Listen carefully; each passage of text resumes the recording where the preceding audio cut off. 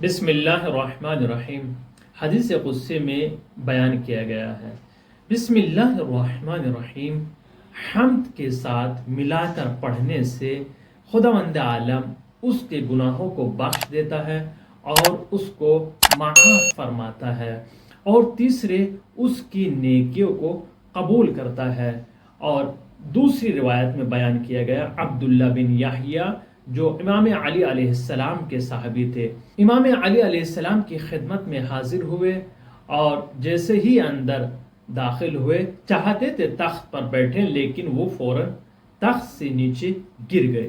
امام علی علیہ السلام نے عبداللہ بن یحییٰ کو اٹھایا اور اٹھانے کے بعد کہا، اے عبداللہ، کیا آپ نے اس حدیث کو نہیں سنا جس کو رسول اکرم صلی اللہ علیہ وآلہ وسلم نے فرمایا کہ جو شخص اپنے کام کا آغاز بغیر بسم اللہ سے کرے گا وہ خسارے میں رہے گا۔ عبداللہ بن یحییٰ نے کہا کہ مولا، میں معذرت چاہتا ہوں، پشیمان ہوں، میں اس حدیث کو بھول گیا تھا۔ پھر عبداللہ بن یحییٰ نے کہا کہ انشاءاللہ آئندہ سے اس حدیث پر عمل کروں گا تاکہ سعادت مند رہوں۔ آپ حضرات بھی اسی طریقے سے یہ روایت ہمیں یہ پیغام دیتی ہے، یہ میسج پہنچاتی ہے کہ ہر کام کا آغاز بسم اللہ سے کرنا چاہیے۔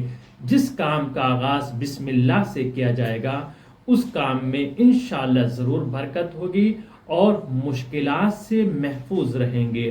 آپ کی ذمہ داری ہے اس پیغام کو دوسروں تک پہنچائیے۔ اس روایت کو اصول کافی جلد 2 صفحہ نمبر 571 پر بیان کیا گیا ہے۔